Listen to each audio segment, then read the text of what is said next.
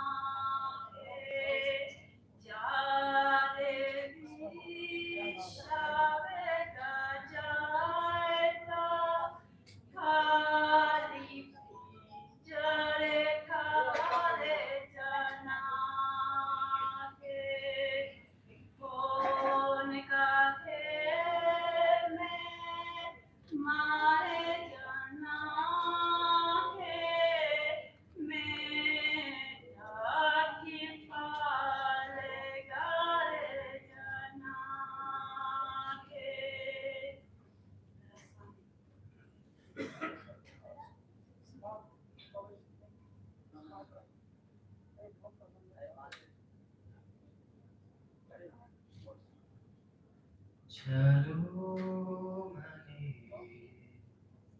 सतगुरु के दरबार,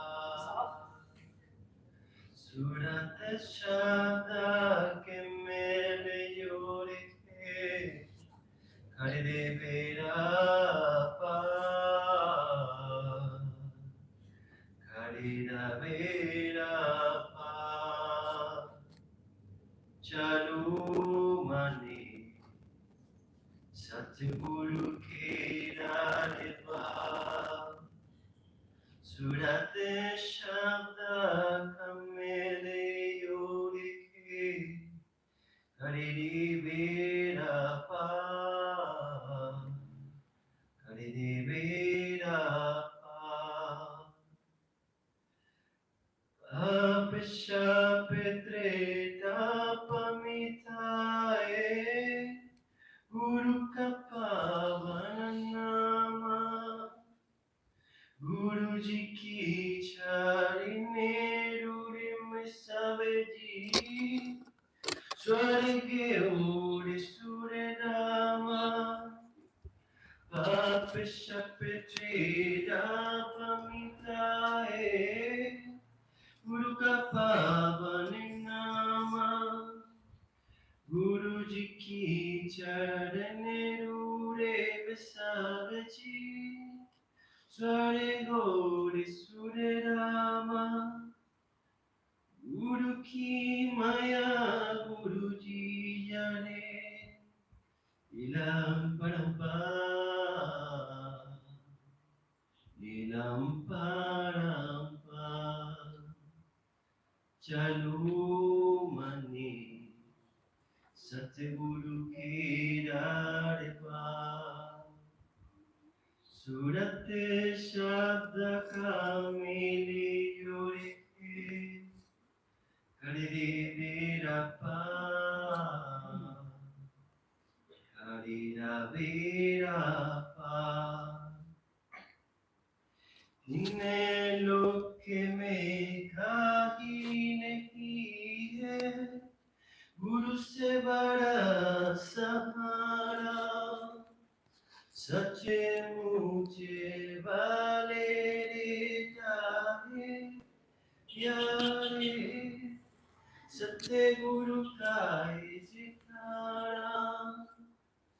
तीन लोक में खाकी नहीं है, गुरु से बड़ा सहारा, सच्चे मुझे वाले ताहे प्यारे, सत्य गुरु का जयकारा। बड़े भाग से मिले पाता है गुरु का पावन प्यार, गुरु का पावन प्यार।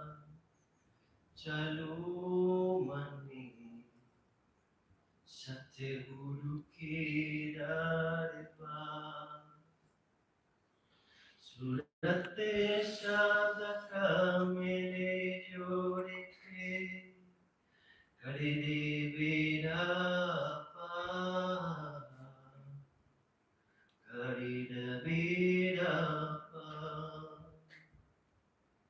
संत महात्मा सबीर बेटा, गुरु को शीश नवाते, देखो सत्य गुरु प्यारे तेरी, शेष नाग गुण गाते।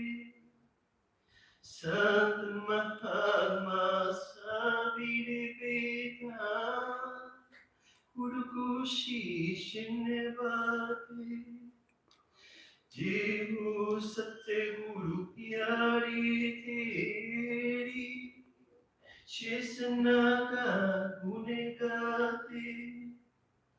जिसने नाम जपा गुरु तेरा, उसका बेड़ा पारा, उसका बेड़ा पार। चलो मनी सतगुरु के दरबार, सूरत साधका मेरी ओर की, कर दे मेरा पार, कर दे मेरा पार। आपात ऊंचाया बिरवार तेरी, अजय में गरीब बेचारा, मैं पढ़ी ते कोटियन में का, भूल जीवा तुम्हारा। आप ऊंचाया बिरवार तेरी, अजय गरीब बेचारा, मैं पढ़ी कोटि जन्म क्या, भूल जीवा तुम्हारा। नाम जहाजे छड़ाओ के पारे जी, मुझे को करे रूपारी, मुझे को करे रूपारी। चलो मनी सत्य गुरु के दरबार, सूरत साधका मिले जोड़े के, कर दे बेड़ा पार, कर दे बेड़ा पार। Thank you.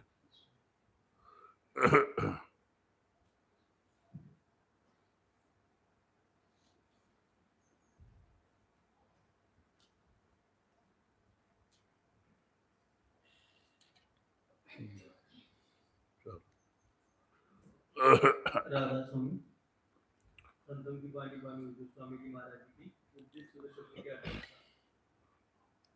भजन कर मगन रहो मन में,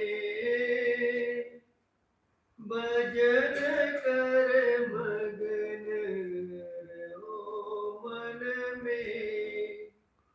ये परम संत सदगुरु स्वामी जी महाराज जी की वाणी है। This is the Bani of Param Sant Sadguru Swamiji Maharaj. Swami ji महाराज आप पहली वाणी में इशारा देते हैं, भजन कर मगन रहो मन में। अगर आपको इस दुनिया में आनंद में रहना है, सुख और शांति में जीवन बिताना है, तो आप क्या करना? तो कहते हैं मालिक का नाम सुमरन, भजन। क्योंकि जब आप भजन करेंगे यानी सुमरन ध्यान करेंगे, मालिक का नाम, आपके पाप कटेंगे, मन निर्मल होएगा। जब मन निर्मल होएगा तो हमें सुख शांति मिलेगी, और जब तक मन मलिन रहेगा शांति कहाँ। तो इसीलिए कहते हैं भजन कर मगन रहो मन में, भजन करके आनंद में रहो, क्योंकि सुख और शांति का जो स्रोत है वो मालिक का नाम सुमरन।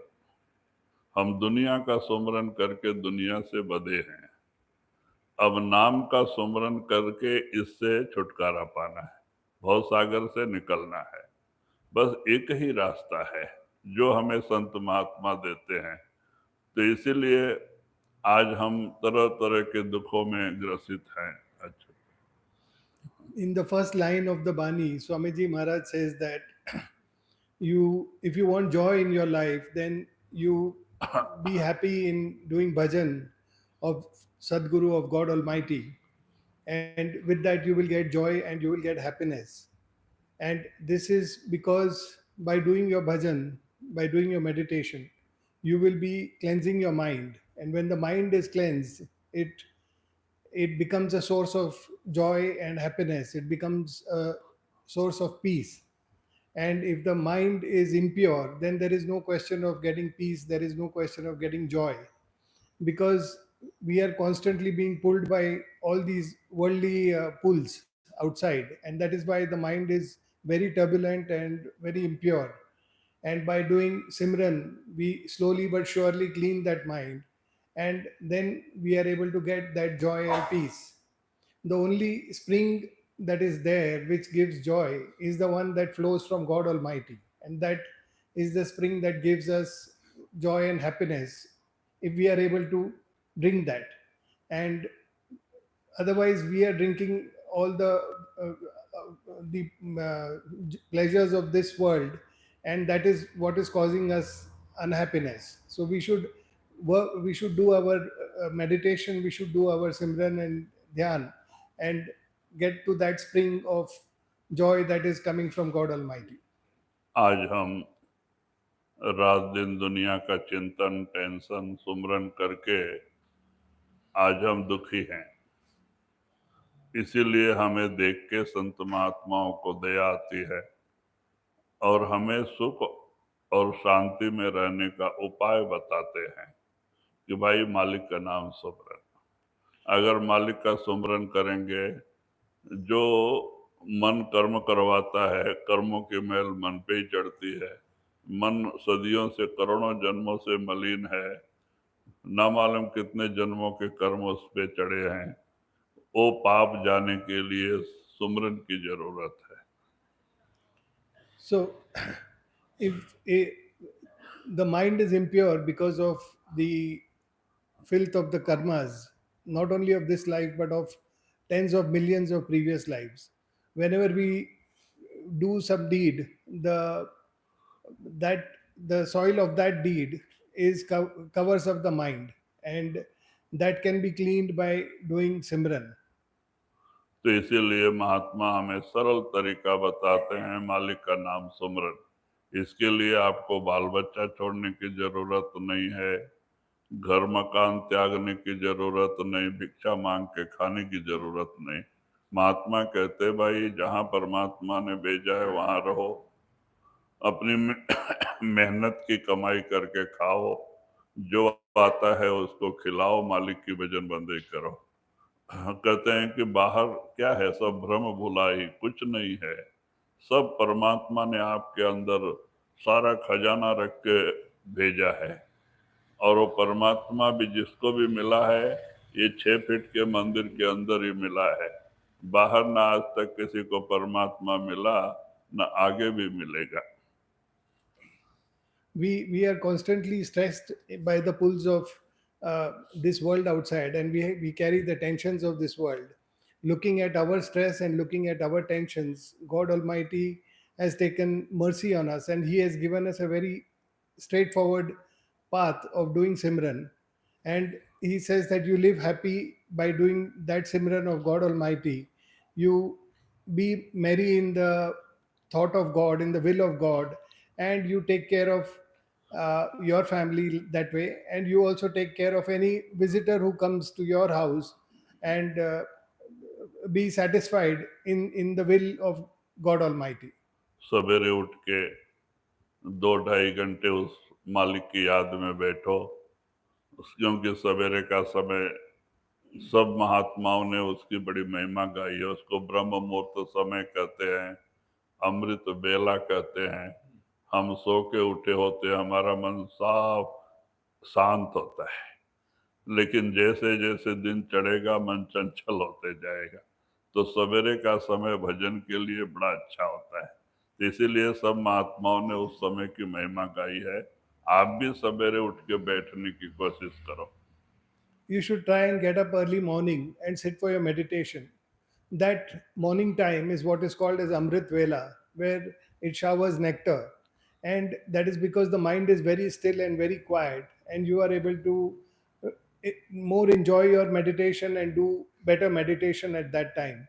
That is why saints have all called that the Amrit Vela. So try to get up early in the morning and sit for your meditation. कहते हैं कि इसीलिए जल्दी सोना और जल्दी उठना। अगर हम 12 बजे सोएंगे तो हम 3 बजे नहीं उठ पाएंगे। तो हो सकता है कि आप अपने हिसाब से 5 बजे उठो, लेकिन 5 बजे उठ के भी 2 घंटा बैठो और बाद में आप स्नान करके अपने जो है रोजमर्रा कार्य में जाओ, कोई बात नहीं। The correct thing to do is that you sleep early and you get up early. So if you can sleep at 9, you should get up at 3 and then sit for your meditation starting from 3 a.m. But if you are not able to sleep at 9, it is important to sleep early. If you are not able to manage that and you sleep late at 12 o'clock, then you will not be able to get up at 3. So in that case, you get up at 5. Whatever time you get up, you do meditation starting from that time, and only then you get on with your rest of the activities. लेकिन एक ख्याल रखना चाहिए कि हमें time table लिख के रोज रोज उसी समय बैठना चाहिए, क्योंकि रोज रोज उठ के बैठने से मन में थोड़ा एक तरह का सांत्वना मिलता है कि ये ध्यान का टाइम है, नहीं तो ये मन ध्यान में बैठने नहीं देता है। It is equally important to try to maintain a timetable so that you maintain the same time for sitting for your meditation, because in a way that is like a beacon to the mind to be prepared for sitting for meditation, and it also then supports you in that time. It doesn't disturb you too much, or it doesn't wander too much. But if you try to sit at other times and there is no fixed time, then the mind keeps disturbing you. और वो बोलेगा अभी ये काम है, वो काम है, आपको बैठने नहीं देगा, दुनिया भर का चिंतन लाला के अंदर डालेगा। तो इसीलिए एक समय निर्धारित करके जो आपके लिए अच्छा है अपने हिसाब से आप उसमें बैठो। लेकिन ये तो बहाना है कि क्या करें महाराज, टाइम नहीं मिलता है। टाइम तो है, लेकिन हम उसमें से निकाल के भजन करना ही नहीं चाहते। So if you don't sit at the same time, then the mind is at a liberty to keep reminding you of different things that you have forgotten to do, or things that you should be doing urgently. So it keeps working towards making you get up from your meditations. Whereas if you have that fixed time first thing in the morning, then the mind also gets used to sitting with you for doing that meditation. But often we complain to the master that we don't have time, and the master say it is not that you don't have time, you have not prioritized your meditation. So you have to prioritize it and make it a point to sit for meditation every day first thing in the morning. क्योंकि भजन करने का लगन होना चाहिए। क्योंकि हाँ, भजन क्यों करते हैं? इस जन्म मरण से छुटकारा पाने के लिए कि हम बार बार फिर इस काल के जाल में ये मृतलोक में पैदा ना हो। So it is very important to be committed to your meditation, because why are we doing our meditations? It is only so that we can get out of this ocean of life and death, and we don't have to keep coming again and again in this pain and in this sorrow. So we have to be committed to doing that work so that we can get out of all of this. जो जो चोर भजन के प्राणी, सो सो दुख सहे।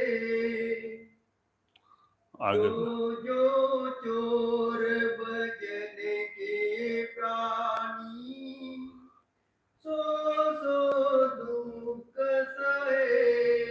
तो वही स्वामी जी महाराज आप ही कहते हैं, आप ही उत्तर देते हैं कि जो जो भजन के चोर है यानी भजन नहीं करते हैं तो वो इस दुनिया में जरूर दुखी रहते हैं, क्योंकि उनका कर्म ऐसे का ऐसे ही रह जाता है और वो कर्म ऐसा ही रहने से बीमारी के रूप में, तकलीफ के रूप में, नुकसान के रूप में उनके ऊपर आके गिरता है। तो वो हमेशा दुखी रहते हैं। अगर भजन करें तो बहुत सारे बीमारियों से, बहुत सारे तकलीफों से हम बच सकते हैं। Swamiji Maharaj now in his Bani himself says that for those who don't do their meditations, for them they have to face all kinds of difficulties and all kinds of unhappiness, and this is because the layer of karmas that have been built on the mind, those have to be redeemed, and if they are not redeemed by meditation, then they are going to have to be redeemed by going through that unhappiness or going through that sorrow, and that can come in the form of an ailment or a sickness or different types of unhappinesses that can befall us, because we have to redeem those karmas in this lifetime. क्योंकि हम हमेशा कहते हैं कि भजन करने से जो हम इस शरीर में किए हैं वो कर्म करते जाते हैं, तो हमारे पास खाली प्रारब्ध ही रह जाता है जिसके ऊपर शरीर है। ये तो साथ में लास्ट तक रहता है, तो उतना तकलीफ नहीं होता है। फिर अगर नहीं करते तो वो भी कर्म ऐसे ही रह जाता है, प्रारब्ध भी ऐसा ही है, तो दोनों कर्म का प्रभाव ज्यादा होता है। तो इसीलिए ऐसे जीवों को मरने के समय बड़ी लंबी लंबी बीमारियों में बिताना पड़ता है, बहुत सारे कठिन बीमारियों का सामना करना पड़ता है। ये अपने कर्म ही है, क्योंकि उस कर्म को काट के ही लेके जाना है। I have said before that it is the kriyaman karmas, that is the karmas that you have incurred in this life itself, that have to be redeemed with meditation. Now, if we do not do that and we don't redeem these karmas, then what happens is that you anyway have the pralabdha or the fate deeds. You have to redeem those over your lifetime. And additionally, you have also to redeem the kriyaman. Being a satsangi, you have to also redeem this in the same lifetime. Now, as a result, the burden of karmas towards the end of your life increases substantially. And that comes in terms of long-term illnesses or a lot of pain that one has to undergo to redeem these. So if you do meditation, then you can steadily reduce the burden of your kriyaman karmas. The pralabdha will, however, stay because your life depends on the pralabdha or the fate deeds, and those will go over a period of time. But towards the end, you will not have to suffer so much if you are able to do your meditation and reduce the kriyaman karmas. आलस नींद सतावे उनको, नित नित भरम भये। काम क्रोध के धक्के खावे, लोभ नदी में डूब मरे। तो कहते हैं ऐसे प्रेमियों पे ये जो माया ने हमारे अंदर 5 शत्रु रखे हैं कि ये अब भक्ति करके इससे निकल के जाने नहीं पा रहे। ये माया के गुण हैं 5: काम, क्रोध, लोभ, मोह, अहंकार। ये पांचों हमेशा प्रयत्न में रहते हैं किसी भी तरह से यह आत्मा भक्ति करके अपने धाम जा नहीं पाए। तो इसीलिए पूरा कोई न कोई इसमें डाल के हमें भक्ति से दूर करने की कोशिश करते हैं। और लोभ नदी में डूब मरे, कहते हैं कि हमेशा लोभ गुण बढ़ते जाता है। कितना भी मिले शांति नहीं, कितना भी मिले शांति नहीं। कहते हैं ये हमें बहुत दुखदाई बना देता है। क्यों? भजन नहीं करने से। So he says that those who don't meditate, they are constantly disturbed by the five enemies that have been placed within by Maya. These are lust, anger, greed, attachment, and ego. So these five vices or these five enemies have been placed by Maya so that they keep us busy and they keep us distracted from doing meditation. So if we don't meditate, we get disturbed by these five enemies and then we drown in the river of greed. हाँ, काल जो है माने काल का अंश मन है, वैसे माया के अंश ये 5 हैं। ये जब ये मानव शरीर की रचना के समय ये गुण माया अंदर रख देती है, ये सबके अंदर है। कहते हैं भजन करने से इनका प्रभाव कम रहता है, नहीं तो ये प्रधान होकर के हमें हमेशा दुखी बनाए रखते हैं। So Kal has kept the mind within us and Maya has kept these five vices or these five enemies, and they constantly are disturbing and distracting the mind, and they are keeping us away from our meditation. तो कहते हैं कि क्योंकि उनका उद्देश्य क्या है माया और काल का, कि कोई भी जीव हमारे देश से भक्ति करके निकल के जाने नहीं पावे। इसीलिए ये 5 और मन 6 मिलके बहुत प्रयत्न करते हैं। कोई दूसरे दूसरे ख्यालात ला के डालते हैं कि हम भजन नहीं कर सके, और ये हमारे स्थान से निकल के जाने नहीं पा रहे। So these have been placed by Maya and Kal, the mind and the five vices, so that we remain distracted in this world and we don't do our devotion, and therefore we are not able to leave this realm of Kal. So they have been kept specifically for us to be kept in this realm of Kal and to distract us here. गुरु संग प्रीत करे नहीं पूरी, नाम न door गए। गुरु संग प्रीत करे नहीं पूरी, नाम न डोर गए। तो कहते हैं कि ये गुरु के साथ सच्चा प्रेम नहीं कर पाते हैं। ऊपर ऊपर से दिखावटी प्रेम तो जरूर होता है, लेकिन अंदर दुनिया भरी होती है।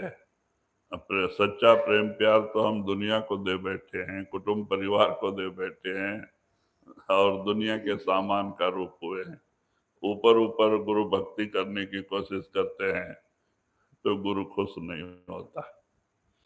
So such people, they are not able to have true love and affection for their master.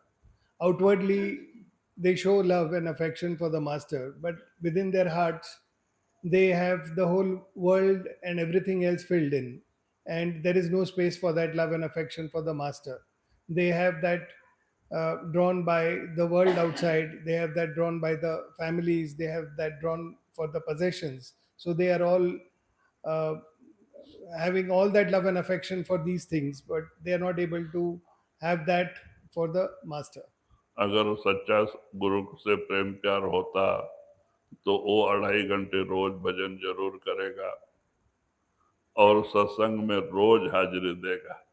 क्योंकि हमने उदाहरण दिया आपको आगे ही कि हम बॉम्बे में देखा है 1973 में जब हमको पहला सत्संग मिला वलीना का, तो हमने देखा है वो यादव थे और उनका नाम कदम कदम था, कदम महाराज यादव गोदी में काम करते थे। इसलिए मैं उनका उदाहरण देता हूँ कि मालिक ने हमें सत्संग में जाते ऐसे ऐसे लोगों का समागम दिया।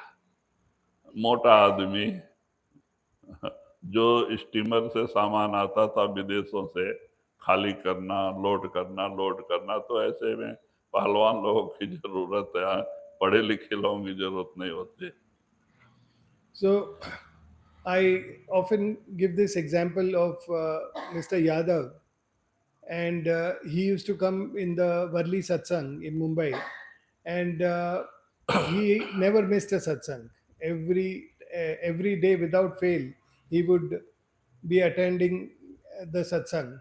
I mentioned to all of you about him, and I've mentioned to you about all such people who were very strong motivators and who were very strong devotees. So I have had the fortune of being in their company, and therefore I often repeat uh, repeat the habits of such great people and such great devotees.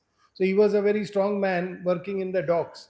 There you need strong men, not very literate people, but people who are tough and who can carry the load in the and unload ships or load ships. So he used to work there and then come and attend satsangs. वो UP में गाजीपुर जिला के थे, उनका एक ही लड़का था, वो डॉक्टर था जो गांव में डॉक्टरी करता था, और पति परिवार सब गांव में रहते, अकेला रहते, और हाथ से खाना बना के खाते थे। और चाहे बरसात हो, ठंडी हो, गर्मी हो, आप सीधा कंपनी से छूटते ही 5 बजे सीधा वर्ली नाका आके सत्संग हाल में बैठते थे। 2-3 किलोमीटर परेल से वर्ली तक चल के जाते थे, 2 किलोमीटर रोज सुमरन करते हुए। तो उनके अंदर गुरु प्रकट था। He hailed from the Ghazipur district, district in UP, and his son was a doctor, and he used to practice at his in his town. His wife also used to stay there, so the rest of family was all in Ghazipur, and he used to stay alone here in Mumbai and cook his own food and work in the docks. So as soon as he got free from his duties, he would come and attend the satsang in Varli. So he would walk around 2 kilometers from Parel, that was the nearest railway station, to the Varli hall. And he would make it a point, whether it would rain, whether it would be hot or cold, it didn't matter. He used to make it a point to walk that 2 kilometers doing Simran and come daily without fail to the hall to listen to the satsangs. चाहे बुखार आवे, चाहे बीमार रहें, खाना जरूर छोड़ दें, लेकिन सत्संग नहीं छोड़ते थे। उनका ये देख के हमें बहुत अच्छा लगा कि देखो ये प्रेम है। जब गुरु से प्रेम होगा तो सत्संग कभी नहीं छोड़ेगा, और भजन सुमरन भी कभी खड़ा नहीं करेगा, रोज रोज करेगा। तो हम ये प्रेमियों का उदाहरण दे रहे हैं। So he would come and listen to the satsangs every day without fail, whether he had fever, whether he was unwell, whether it was raining. He preferred not to eat, but he would not ever miss out an opportunity to come to satsang, and unfailingly he would come every day. That is what really set such an impression upon me, that to see such a great devotee doing it. So if you really have love for your master, first thing is you will never miss out on your satsang every day. That is the sign that you really have the master in your heart. You will not miss out on his satsang, and there is no question of missing out on the meditation every day.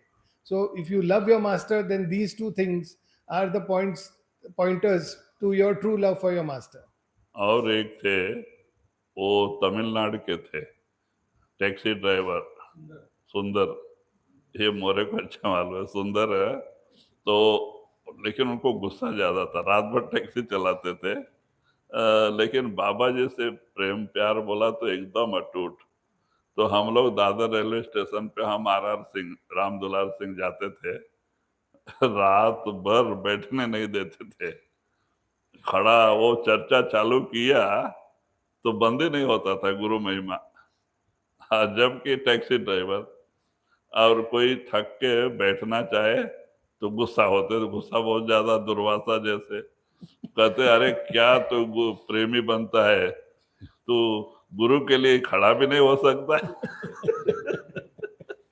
तुरंत डांट देते थे, सारा रात भर खड़ा रहते थे। और बबन चाहे वो उधर गाड़ी लगाता था रात को दादर के सामने। हाँ, रात भर वो चाय बना के देता था, आधा आधा घंटे खड़े रहते थे वो एक, और ये कदम, और एक आर सिंह, राम दुलार सिंह, वो तो जौनपुर के थे। ये बहुत प्रेमी लोग थे और कभी इन्होंने सत्संग छोड़ा नहीं। So there was another gentleman called Mr. Sundar. He was from the southern parts of India, from Tamil Nadu. And he was also another devotee who would never miss his satsangs. He used to drive a taxi in Mumbai. And only thing is he had a lot of anger like Durvasa, like Muni Durvasa, Vishwamitra Durvasa. like Vishwamitra or Durvasa. So he carried anger on his nose. And but he was a very great devotee, and many a times he then myself and Mr. R.R. Singh, we used to stand near Dadar railway station, and he would come, and then once he started talking about the master, he would not stop. The whole night he would not stop. And we would also have to stand with him, because he would stand and talk, then we also had to stand. And if any one of us tried to sit, then he would get very angry with us. And he would say, you don't love your master, you can't even stand and listen for what I'm telling about him. So that way we also had to stand the whole night and listen. And he would just not stop talking praise about the master. एक He bar wa- and there was Mr. Baban, who had a tea stall, and every half an hour he would come and serve tea. So whole night we would have that and listen to Sundar giving us a talk on the master. एक बार क्या हो गया, वो रोज ऊपर आते थे सत्संग में, तो किसी ने कुछ उनसे मजाक कर दिया, मजाक किया तो उसको एक मार दिया,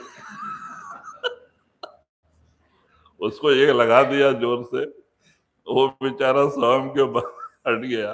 जब बाबा जी आए तो उसके सामने कंप्लेन कर दिया सत्संग होने के बाद कि महाराज देखो, सुंदर महाराज ने हमको मार दिया है, चाटा मार दिया ऐसा। तो महाराज बोले, सुंदर उठ, क्यों मारा उसको? नहीं महाराज, ये बार बार ऐसा वैसा बोलते रहता है। नहीं, ये सत्संग है, यहाँ इस तरह से नहीं चलना चाहिए, और तुम आज से सत्संग में आना नहीं, बंद कर दिया। फिर भी सत्संग छोड़ा नहीं। क्या करते थे, टैक्सी नीचे खड़ा करते और नीचे खड़ा होके, क्योंकि पार्किंग था ना नीचे, ऊपर बाबा जी का हाल था, तो वो पार्किंग में खड़ा होके नीचे और रोज सुनते थे, एक दिन भी खड़ा नहीं करते थे। देखो ये प्रेम है।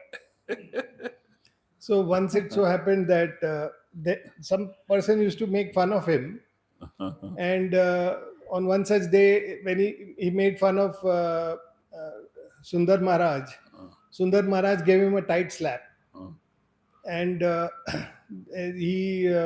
so that fellow, after the satsang, he complained to Somnath Babaji, saying that Sundar Maharaj slapped me today. And so Babaji got annoyed. Babaji asked Sundar to stand. He called him, and then he asked him why he slapped. So Sundar Maharaj told him that he was making fun, whatever he had to say. He said, but this is a satsang. This is a place you come for satsang. We can't tolerate all this kind of behavior. So from today onwards, you don't attend satsangs. You don't come to this satsang hall at all. And but then Sundar did not stop listening to satsangs, because that hall was on the first floor, and downstairs there was a stilt parking. So he would park his taxi every day outside the compound and come and sit in that stilt parking, and there were speakers there, so he would listen to the satsang downstairs in the parking area. But he did not miss a single day, even though he was not allowed to attend satsang under the instructions of Somnath Babaji. He used to stand down and listen every day to the satsang. तो कहते हैं इस तरह से अगर गुरु से सच्चा प्रेम होगा तो वो भजन सुमरन जरूर करेगा और सत्संग भी रोज रोज जरूर सुनेगा। So therefore, if someone has true love for the master, he will make it a point to listen to satsangs every day, and he will sit for meditation every day without fail. तो कहते हैं ऐसे लोग के ऊपर गुरु की दया क्यों नहीं होगी जो सारा काम छोड़ के पहले सत्संग और भजन सुमरन को गंभीरता से लेते हैं, रोज बैठते हैं. So, on such people, why will the master not shower his grace? Because they, despite their schedule, they take out time for listening to satsang and uh, doing their meditations every day. गुरु संग प्रीत करे नहीं पूरी, नाम न door गए, कृष्णा गिन जले निसबासर, नरकन माही पड़े. तो वही कहते हैं कि कुछ लोग तो सत्संग में जाते हैं लेकिन सत्संग को गंभीरता से नहीं लेते, यानी बराबर सुनते नहीं. इधर से सुनते इधर से निकाल देते हैं. कितना दिन भी सत्संग में जाए उनमें कोई परिवर्तन आता नहीं. तो कहते हैं कि ऐसे लोग क्या करते हैं आगे. हाँ, तृष्णा अग्नि जले दिन राति, नरक न माही पड़े. तो इनके अंदर क्या होता है कि अगर सत्संग का आधार नहीं है तो जीव के मन में टेंशन ज्यादा होता है. और फिर तृष्णा अग्नि माने तृष्णा बढ़ते ही जाती है, चाहिए चाहिए चाहिए. क्योंकि जो हमारे प्रारब्ध में है उतना तो मालिक जरूर देता है, लेकिन हमें उसमें शांति नहीं रहती है. हम रात दिन उसी चिंता में कहते हैं क्या क्या करने को तैयार नहीं हो जाते हैं. तो कहते ये अग्नि इनको जलाते रहती है और ऐसे ऐसे कर्म कर बैठते हैं जिसको नरकों में जाना पड़ता है. So, for those who listen to satsangs but they don't try to internalize those satsangs, they listen from one year, leave it from the other year. They listen for several years, but they have not been able to bring about a transformation within themselves by trying to actually assimilate what is being said by the master and bring it in their life. So when that satsang is not becoming the support of their life, then they are burning in tension, they are burning in stress of their life, because they are not satisfied with what they have, they are not satisfied with what their fate deeds have provided for them, and they are not content because they don't have the support of the satsang, and they don't have that balance because they are not really acknowledging that support of the satsang, and therefore they face these tensions. They want more than what they have. They are always in that feeling or always in that desire to want more and more and more, and therefore they are unhappy.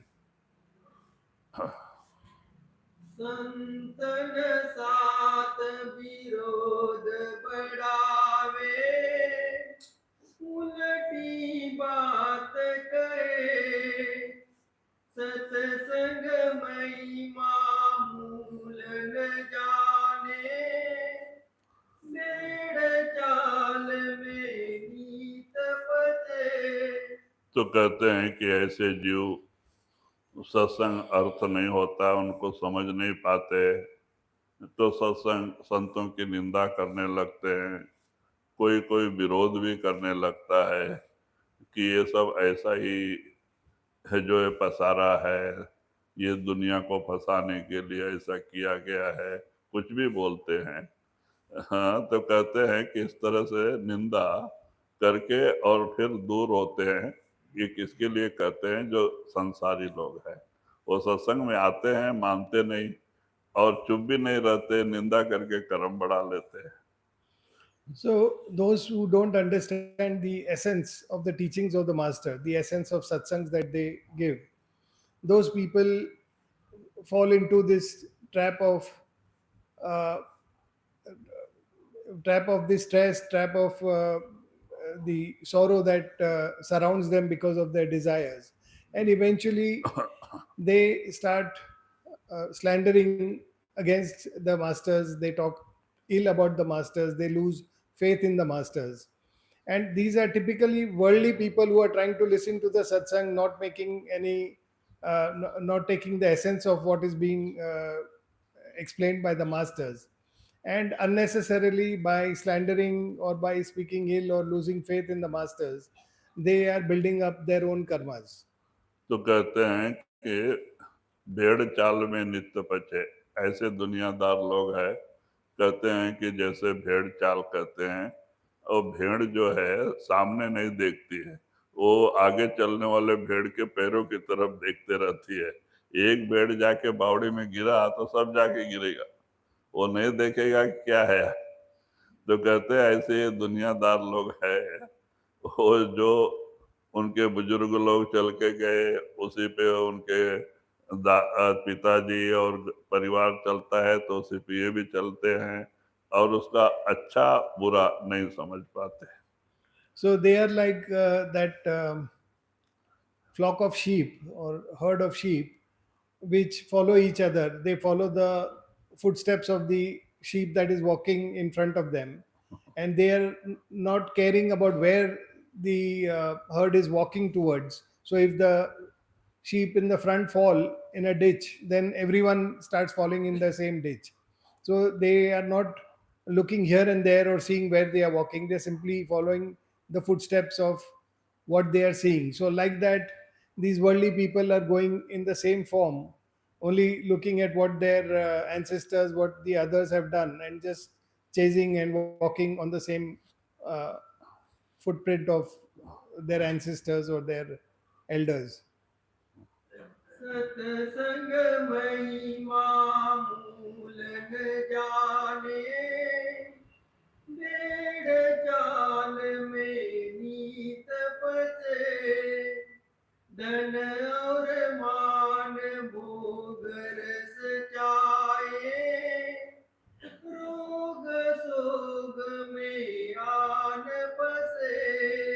तो कहते हैं इनके अंदर तृष्णा रूपी आग बढ़ते जाती है, धन धन और मान भोग रस, हाँ धन और मान भोग रस चाहे, हाँ रोग शोग में नित्य पचे। तो कहते हैं इनको धन की आशा होती है कि धन कैसे जमा हो, और लोभ बढ़ते ही जाता है। और दूसरा कहते हैं रोग शोग, हाँ कहते हैं कि और भोगों की आशा बढ़ते जाती है, तो जहाँ भोग वहाँ रोग, तो वही भोग आगे रोग का ये होता है, फिर उस समय उनको तकलीफें होती है। So he says that these people, such people, they are burning in the desire, in the fire of desires. They are burning in their greed for wealth and trying to increase their possessions, and they are burning in lust. And where there is lust, there is sickness. So they are then suffering that sickness. कहते महात्मा लोग भी बाल बच्चे में रहे, क्योंकि संत मत गृहस्थ आश्रम का ही ये है। बाबा सोमनाथ महाराज ने 25 साल लंगोटी पे प्राणायाम साधन किए, बाद में उनको भी जमीन लेके बैठना पड़ा, आश्रम बनाना ही पड़ा। तो आश्रम है तो वहाँ पे आश्रम चलाने के लिए लोगों की जरूरत पड़ती है, तो वो भी एक गृहस्थ हो गया ना। तो संत मत एक गृहस्थ आश्रम ही है। साम सिंह महाराज ने रिटायर होने तक नौकरी किया और जीवों का उद्धार किया। तो इसका मतलब ये नहीं है कि हम गृहस्थ में रह के मुक्त नहीं हो सकते, ये हमारा ख्याल है। अगर हम रोज रोज भजन सुमरन करें, रोज रोज सत्संग सुने, और इस तरह से रोजमर्रा हम भजन करते रहेंगे, तो जरूर हमारी रूहानी तरक्की होगी, और एक दिन हमारी तीसरी आंख खुलेगी, सच्चाई हम अपने अंदर देख सकते हैं। If we see the lives of saints, they have all mostly been householders. They have all been householders. And the Santmat is a path meant for householders. But we feel deluded, thinking that we are householders and how can we take to this path of Santmat. But if you see Ramsinghji Maharaj, he did his duties in the army and he ran the ashram. And after retirement, he continued to run the ashram. If we look at Somnath Babaji, though he was a bachelor, for 25 years he moved around the length and breadth of the country wearing a lion cloth. And later he had to also settle with an ashram under the instructions of Ramsinghji Maharaj. And when you have an ashram, then there are so many people uh, that stay in the ashram. There are people you need to run the ashram. So it becomes like a big family only. It is like a big household. So, so he was also a householder like that. So all the saints have also been able to do their devotion, been able to do their meditation, listen to satsangs in the matter of routine while they were running their houses or households. So we should not feel that because we are householders, we cannot take this onerous task of doing meditations and listening to satsangs. That is meant for people on this path. कहते हैं जयमल सिंह महाराज जी 7-8 साल की उम्र से जो 5 शब्द मार्गी गुरु ढूंढते ढूंढते 5-6 साल ढूंढे, और बाद में जब स्वामी जी महाराज मिले, जब उन्होंने सतनाम दिया, स्वामी आगरा में स्वामी जी महाराज मिले, तो जाके तसल्ली आई। तो उन्होंने आश्रम में रह के सेवा और भजन करने को पूछा, तो महाराज बोले नहीं बेटा, तुमको नौकरी करते हुए अपने जीवन बिताना है और भजन करना है। तब जाके सिख मिलिट्री में भर्ती हो गए। Even if we see the life of Jaimal Singh Ji Maharaj, he was in search of a true master for several years. And finally, he met Swamiji Maharaj and he got initiated by him. And later, he wanted to do his meditations in the ashram. He wanted to stay in the ashram, do seva, and do his meditations. But Swamiji Maharaj advised him that he should look for a job and with that he should continue to do his duties and his devotion. So, following the instructions of Swamiji Maharaj, he joined the Indian Army, and that's how he continued to do his devotion while he was working there. तो जहाँ वो उनका Sikh resident था, तो वहाँ military camp के बगल में उन्होंने 5 फीट गहरा 5 फीट चौड़ा खड्डा खोद के रखा था। जब उनके दोस्त मित्र सब खा के सो जाते, दिन भर तो ड्यूटी करते थे, 12 घंटे की, उस समय ब्रिटिश गवर्नमेंट का जमाना, 12 घंटे की ड्यूटी थी, बहुत सख्त ड्यूटी थी। तो बाद में शाम को आते खा के, जब उनके दोस्त सब सो जाते, तो धीरे से अपना बंदूक और बिस्तर अपना चादर उठाते पीछे जाते, और उसमें बंदूक नीचे डाल के चादर तान के उस पर बिछा के और रात भर भजन बैठ जाते थे। तो दिन भर ड्यूटी, रात भर भजन, ऐसा करके उन्होंने उस मालिक को पाया। So he joined the army, and there in the Sikh regiment, whenever they were in the camps, they in the evenings when the rest of his colleagues would sleep, eat and sleep, he would sit for meditation. In those days, it was the British government which was running the army, and the duties were for 12 hours. So they were very rigorous duties, and people would get tired and they would go to sleep. But Jaimal Singh Ji Maharaj made it a point to take out his blanket, his rifle, and he had dug a trench of 5 feet depth and 5 feet in width and length. And he would take his rifle, cover it with a blanket, and sit for meditation in that trench. And after everyone had gone to rest. तो कहते इस तरह से उन्होंने उस नाम को अपने अंदर प्रकट किया और गुरु की कृपा हासिल किया। That is how he manifested that naam within, and he got the grace of the master.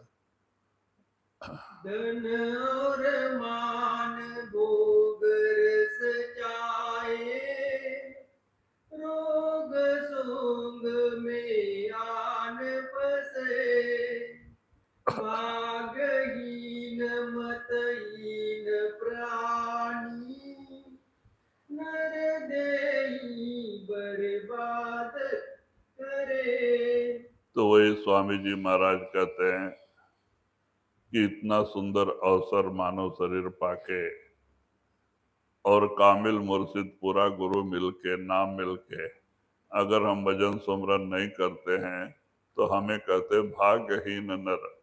हाँ हाँ हाँ, कहते हैं कि हमारे भाग्य नहीं, हम भाग्यहीन हैं कि बिरता उधर भरे। कहते हैं खाली खाने पीने सोने में इतना अमूल्य समय बर्बाद कर जाते हैं और हमने भजन और सत्संग को कीमत नहीं किया।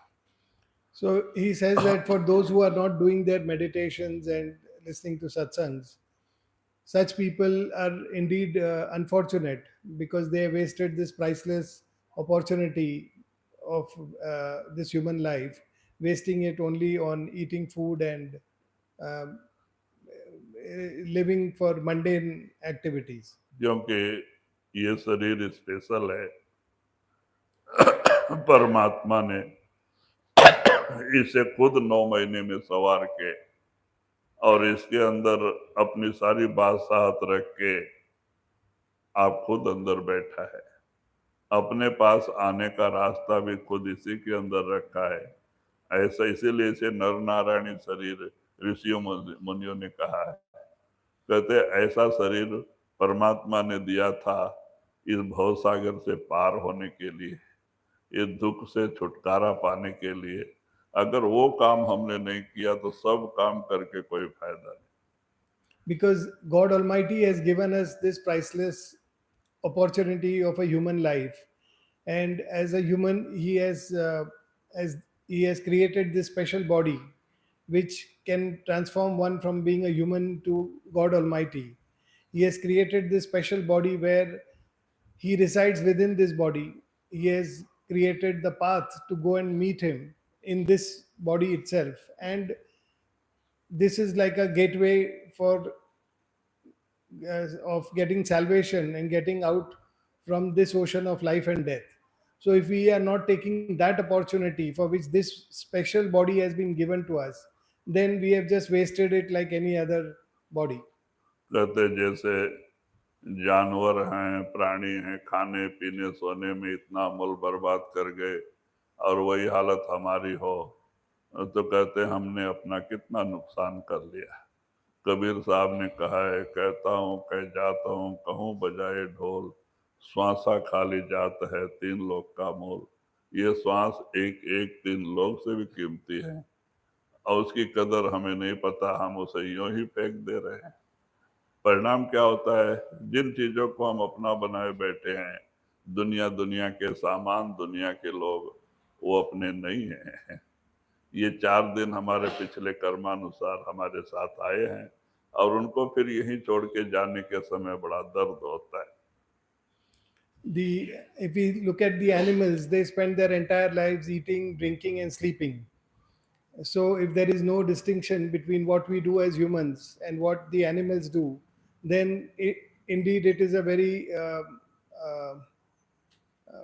it is very unfortunate that we waste such a priceless opportunity uh, in uh, in this life form as well, because just like animals, we are also spending time in eating, drinking, sleeping, and trying to collect all the possessions of this world and trying to have relationships in this world and keeping our affection towards things in this world, which have come to us only but for a few days because of our fake deeds.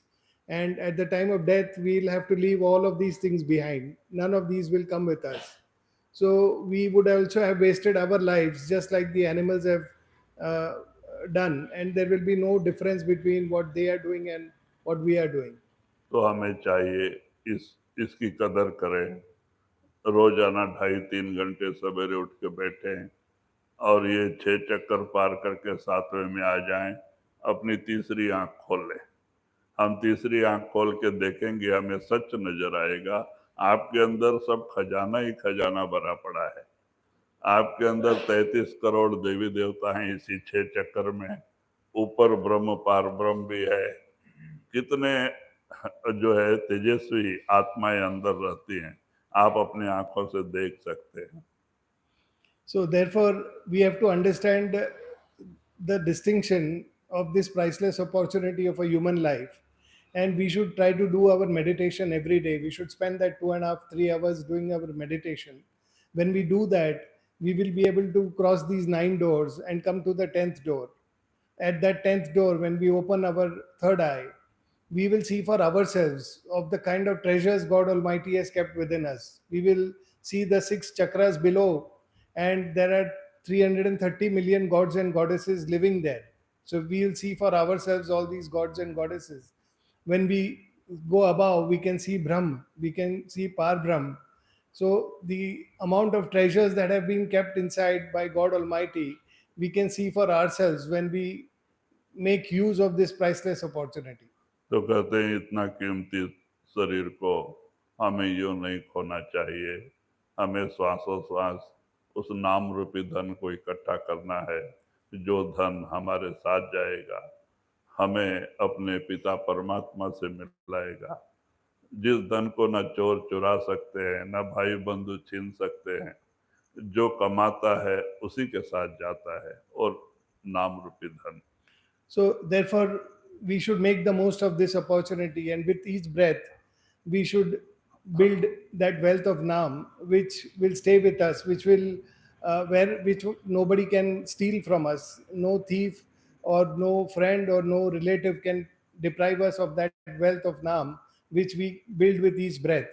Kabir Sahib says that with each I play the drum and I say that with each breath you are losing the wealth of 3 worlds. That is the kind of importance he places on each breath that we have as a human. तो कहते हैं इस शरीर की कदर करनी चाहिए, ऐसा समय बार बार नहीं मिलता है।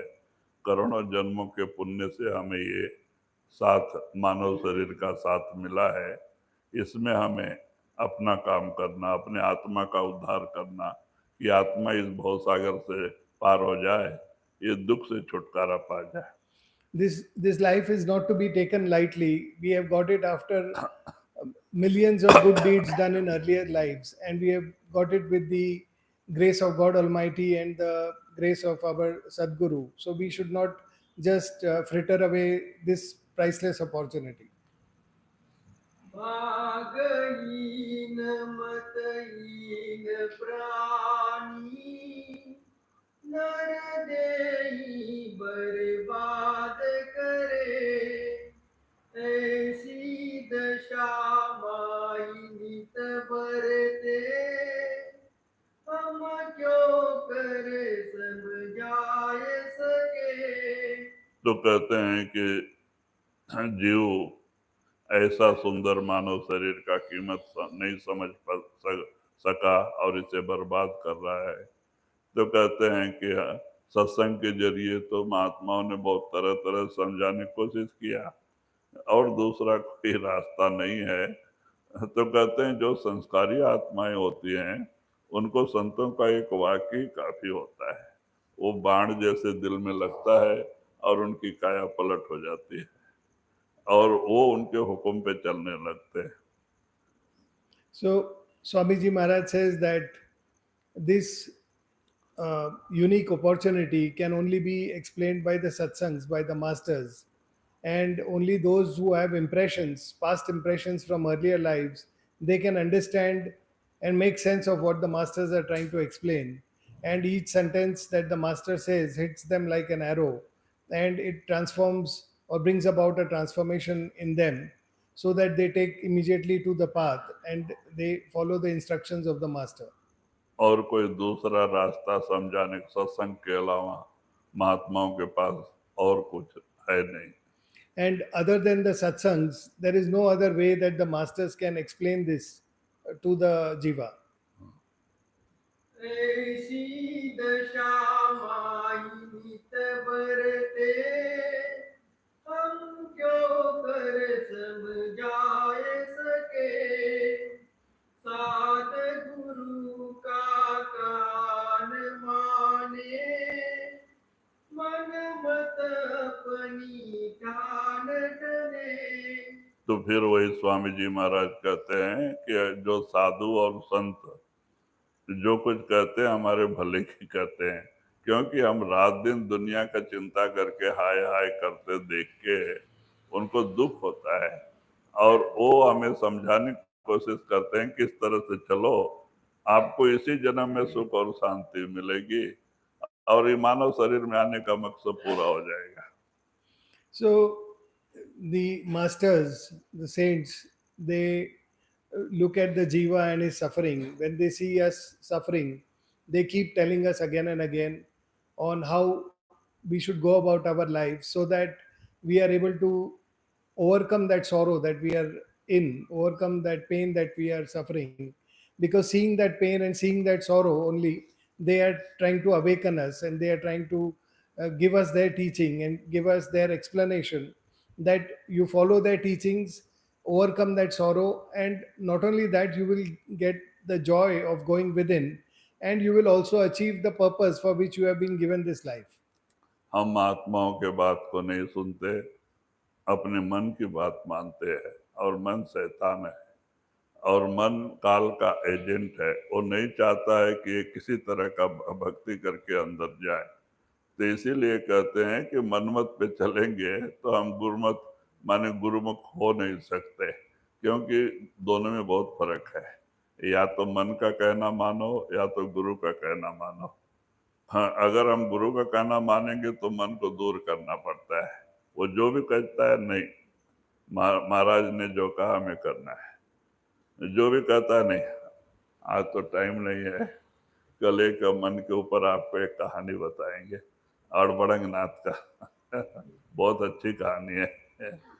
हाँ, तो अभी तो टाइम कम है, तो इसीलिए कहते हैं कि अभी तक तो हम मन का ही शिष्य थे, मन का ही बात मानते आए। अभी भी इतना सत्संग सुन के फिर मन के कहने में चलेंगे तो हम आगे कैसे बढ़ेंगे?